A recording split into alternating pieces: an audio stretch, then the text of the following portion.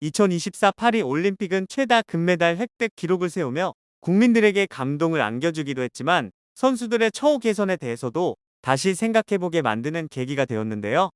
사격 10m 공기권총에서 은메달을 딴 김예진은 귀국 후 기자회견 도중 과로로 갑자기 실신에 후송되었고, 배드민턴 금메달리스트 안세영은 협회의 선수관리 소홀 문제를 폭로했습니다. 특히 단체들의 힘겨루기에 한국 체육은 멍들고 있는데요. 역대 최다인 13개의 금메달을 얻는 성과를 냈지만 선수들은 활짝 웃지도 못했습니다. 특히 올림픽이 끝나자마자 체육계를 대표하는 문화체육관광부와 대한체육회의 대립 구도가 부각되고 있는데요. 한국 선수단은 지난 13일 해단식을 끝으로 파리올림픽 여정을 공식적으로 마쳤습니다. 그러나 대회 기간 대한배드민턴협회를 비판한 안세영의 작심 발언과 해단식 행사 축소 사태에서 촉발된 어수선한 체육계의 분위기는 계속되고 있는데요. 그간 문체부와 체육회는 각종 체육계 현안에 이견을 보이며 얼굴을 붉혀왔죠. 예산 교부 방식 변경, 체육단체장 임기 제한 등 문제를 두고도 대립각을 세웠습니다. 올림픽 후성적을 계기로 두 단체가 머리를 맞대고 한국 체육의 장기적 발전을 그려가는 모습에 대한 기대도 나왔는데요. 유인촌 문체부 장관과 이기흥 체육회장이 지난 13일 인천국제공항 해단식 현장에서 서로 손을 잡고 포옹하는 모습도 포착됐습니다. 하지만 거기까지였습니다. 체육회는 공항 입국장에서 몇 분 만에 해단식을 끝냈습니다. 공항 내 그레이트홀에 마련됐던 해단식 장소는 텅텅 비었습니다. 문체부 관계자는 체육회가 사전 통보 없이 일방적으로 계획을 바꿨다며 불편한 기색을 내비쳤는데요. 체육회는 하루가 지난 14일 선수단의 피로, 행사장 혼잡 및 안전 등을 이유로 부득이 행사를 축소했다는 입장을 냈습니다. 애초 공항 측에 입국장을 행사 장소로 명시한 협조 요청 공문을 보낸 사실도 강조했습니다. 그러자 문체부 측은 체육회가 공항 제안에 따라 그레이트홀에서 사전 귀국했던 메달리스트까지 불러 행사를 준비 중이었다고 반박했는데요. 양측의 반박이나 해명은 사실 큰 의미가 없습니다. 미리 소통과 협의를 통해 조율했다면 애초에 생기지 않았을 일이죠. 서로에게 전혀 도움이 되지 않는 감정 소모전을 펼치고 있는 셈입니다. 무엇보다 양측 모두 가장 중요하게 생각했어야 할 선수에 대한 배려는 전혀 찾아볼 수 없다는 점에서 비판받아야 한다는 지적도 나옵니다. 문체부와 체육회는 안세영의 비판 발언과 배드민턴협회 조사를 두고도 온도차를 보이는데요. 유 장관은 협회가 제 역할을 제대로 하고 있는지가 핵심이다. 체육계가 바뀐 환경에 적응하지 못해 생긴 일이라고 말했습니다. 이 회장은 오해가 있다면 진솔한 대화로 풀겠다면서도 안세영의 표현 방법이 좀 서투르지 않았나 싶다는 생각을 내비쳤습니다. 유인촌 장관은 대한배드민턴협회뿐만 아니라 체육계 전반적으로 들여다봐야 한다고 했는데요.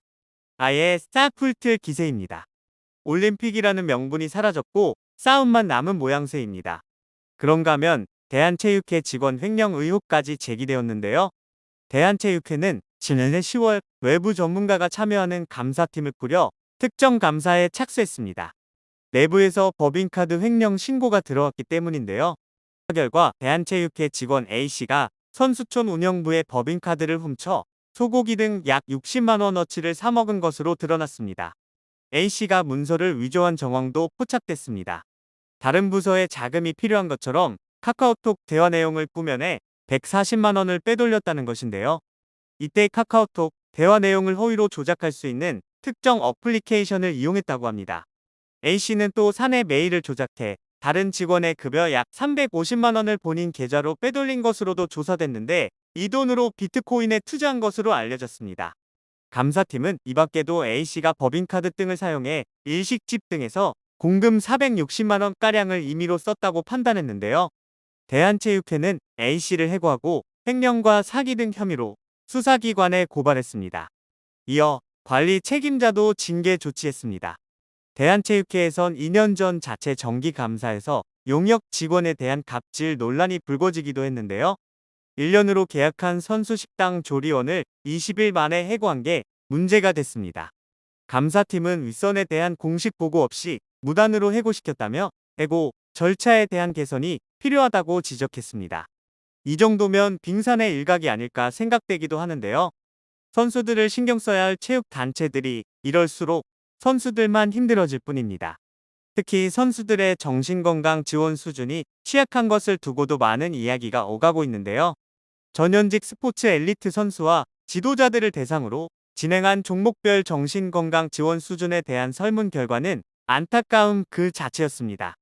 설문 결과 정신건강 지원 시스템이 전혀 없음이라고 응답한 경우가 37.6%로 가장 많았습니다. 현직 아마추어 체조 선수는 업계에서 정신건강에 문제가 있다고 밝히면 나약한 선수로 낙인이 찍힌다고 답했는데요. 한 현직 수영 코치는 업계에선 결과만 중시할 뿐 선수 정신건강은 관심사가 아니다라고 지적했습니다.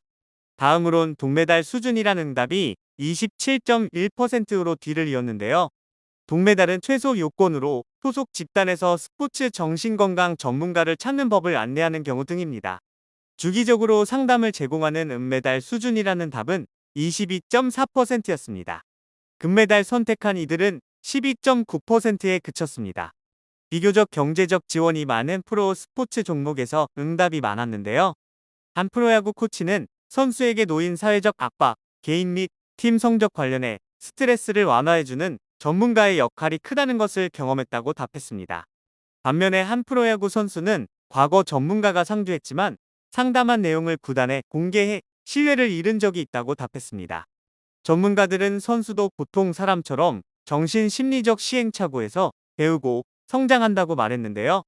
그러면서 선수가 스스로를 돌보는 자기연민과 긍정적인 자기대화, 그리고 직면한 상황을 위협이 아닌 도전으로 인식하는 법을 익히는 게 중요하다고 조언했습니다.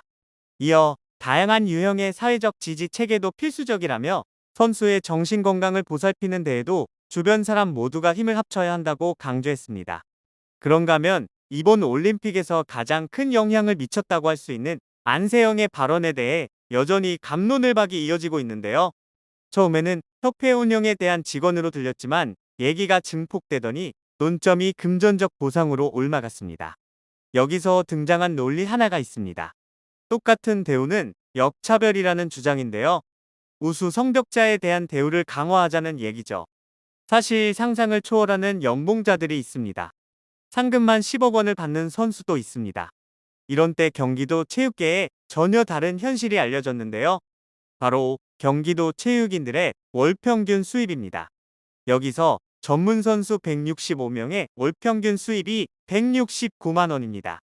대학생 선수 응답자 85명의 월 평균 수입은 이보다 적은 115만 원인데요. 체육을 직업 또는 전공으로 하는 선수들입니다. 생업인데 수입이 월 100만 원대라는 안타까운 현실인데요. 수천만 원, 수억 원이 오가는 세상과 전혀 다른 이면입니다. 이때 등장해 주목을 끄는 경기도 정책이 있는데요. 체육인 기회소득입니다. 도내에 주민등록을 둔 19세 이상 체육인이고 개인별 소득 인정액이 올해 기준 중위소득 120% 이하에 해당하는 체육인에게 줍니다. 연간 150만 원을 2회 지급하는데요. 얼마나 도움이 되겠는가 싶지만 실제 선수들의 반응이 좋다고는 합니다. 여러모로 아직 우리나라 체육협회들이 개선돼야 할 사항들이 많은 것 같은데요. 이번에 전 세계적으로 극찬을 받은 양궁협회처럼 다른 협회들도 본받아 체육인 양성에만 힘쓰기를 간절히 바라겠습니다.